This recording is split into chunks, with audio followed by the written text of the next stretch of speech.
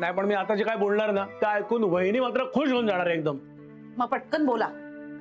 वहिनी अगं दिवसेंदिवस कढी काय अफलातून बनवतेस ग तू.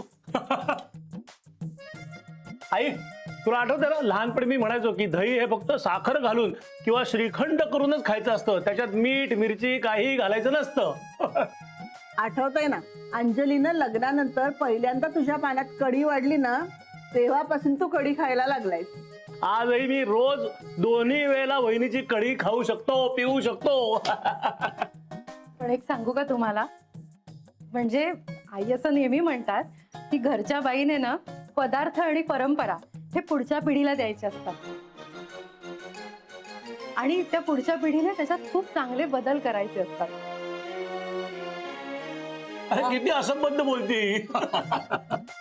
ती काहीही असंबद्ध बोललेली नाहीये. आज कढी मी नाही केली. मग लहानपणी जी भातुकली खेळताना तुम्हाला खोटा खोटा कढी भात करून घालायची ना खायला, त्या तुमच्या लाडक्या स्वानंदीने केली आहे कढी. ग्रेट ग्रेट, तुझ्या हाताला सुद्धा एवढी चांगली चव आहे. अरे मी संस्थानिक वगैरे असतो ना तसं त्यांच्यावर कड किंवा तोडा काढून दिला असता तुला. अरे तिच्या सासरकडच्यांनी दिलाच असेल तिला कंठा तोडा वगैरे काहीतरी. हा? काय ग सासरी दाखवलंस की नाहीस तुझा सुगरणपणा? छे हो, सासरी फार काही करावं लागत नसेल तिला. आणि घरात स्वयंपाकाला बाळू दादा सुद्धा असतात ना. बाळू अगं तू आणखीन किती दिवस राहणार आहेस इथे? काय ग अनिता, हा आता मात्र पूर्णपणे असंबद्ध बोललेस तू. अगं मला तसं नव्हतं म्हणायचं. मला फक्त म्हणायचं होतं की तू इथे असेपर्यंत नीलला, संपदा आणि महेशला घरी बोलवून एकदा कसं जेवणाचा कार्यक्रम करायचा होता. मी तेवढ्यासाठीच फक्त विचारलं. माझ्या मनात दुसरं काही नाही. हो काय आहे ना, वटपौर्णिमा जवळ आली आहे ना म्हणून माझ्या तोंडातून निघालं असं. हे बघा, तू आनंदीला जेवढे दिवस राहायचंय तेवढे दिवस राहू दे. आणि काय तुमची ती वटपौर्णिमा आली असेल ना तर एक वेळ नीलला बोलवून घ्या त्या दिवशी इथे, नाही का ग? हा मग त्या दिवशी ते चाळणीमध्ये असं नवऱ्याचा चेहरा बघून मग जेवायचं असतं ना. हे सगळं सिनेमामध्ये होतं, आपल्या तसं काही करत नाही. हा नाही अगं, पण ती पद्धत असते. पण ती उत्तरेतली आहे. करवा चौथ म्हणतात त्याला, आणि दिवाळीच्या आधी येते ती. त्यात पहिला घास नवऱ्याने भरवायचा असतो. मग त्याला करवा चौथ का म्हणतात, भरवा चौथ का नाही म्हणत?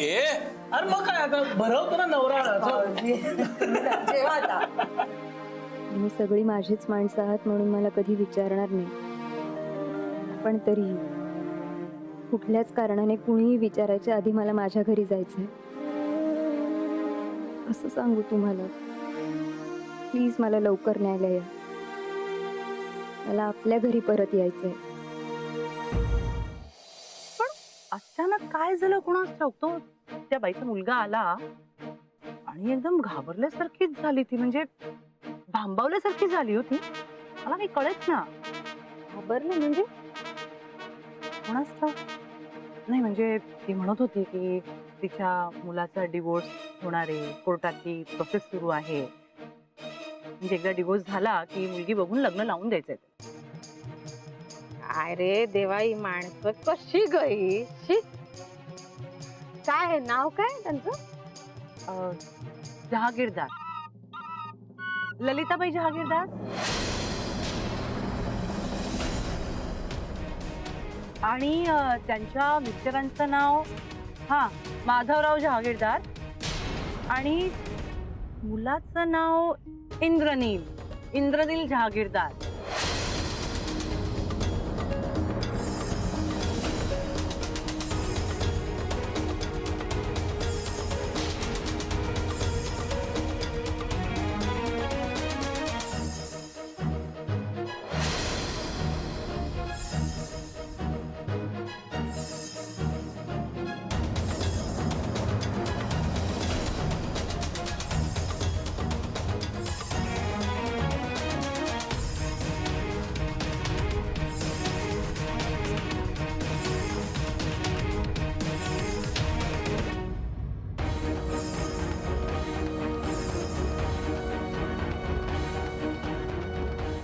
दादा गाडी रुका.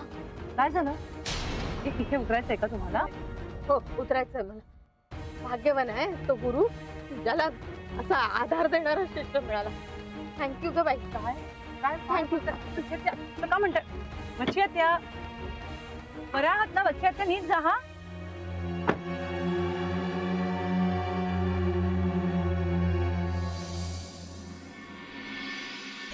What an idea, दादी जी.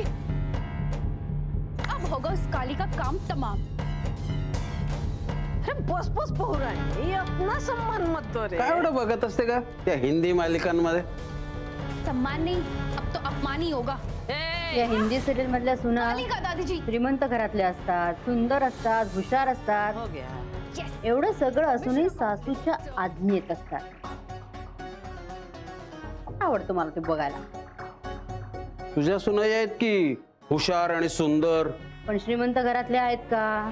हा, त्या नाहीयेत. एकवेळ हुशार नसल्या, सुंदर नसल्या ना तरी खपवून घेतलं असतं मी. माहेश श्रीमंत असायलाच हवं. इकडे दोघींकडे उजेडच आहे. ललिता. सत्य आहे. ए ललिता, कुठे लपून बसलीस? का लपून बसलीस? बाहेर ये. ललिता, कुठे आहेस तू? कोण हाक मारतं खालून?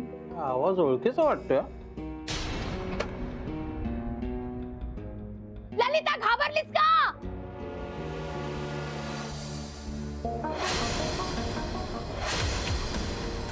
पोचला का माझा आवाज?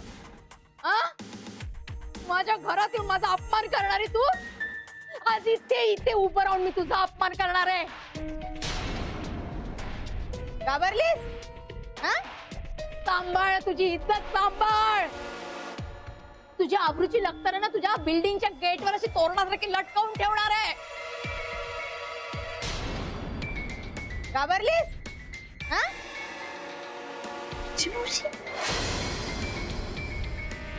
अरे स्वतःच्याच घरावर निखारा ठेवायला निघाली ही बाई. आपण अरे आपल्याला मूल व्हावं म्हणून आपण नवसायास करतो आणि ही बाई स्वतःच्याच मुलाला ना ढकलायला निघाली आगीमध्ये. वा वा वा. अरे निदान जनाची नाही, मनाची नाही, देवाची तरी लाज बाळग. आपल्या मुलाला त्याच्या मनासारखं वागू नाही देत आहे. कुठे फेडशील का ही पाप? त्याचं मन मारून तुला काय मिळणार आहे? अगं मुलासाठी दुसरी बायको आणायला निघालीस तू? पहिलीचे उसाचे तुला सुखाने जगू देतील का? यांना कसं कळलं सगळं? बाई का भूत आहे? पाणी दे मला जरा. माझ्या घशाला पण शोष पडलाय. अरे हिम्मत असेल तर ये ना बाहेर. लपून बसलीस. ही बाई आता आपला कचरा करणार नवीन जागी. गाडी नाही म्हणून संशयाने माणसाकडे बघतायत.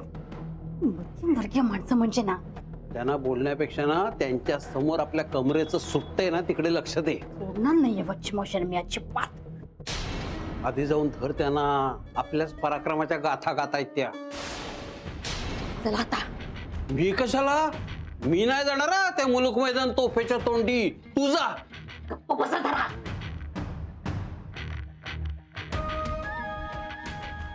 ललिता, काय झालं? काय सांगू तुम्हाला? असल्या बायका म्हणजे आईच्या कुळाला कलंक असतात हो.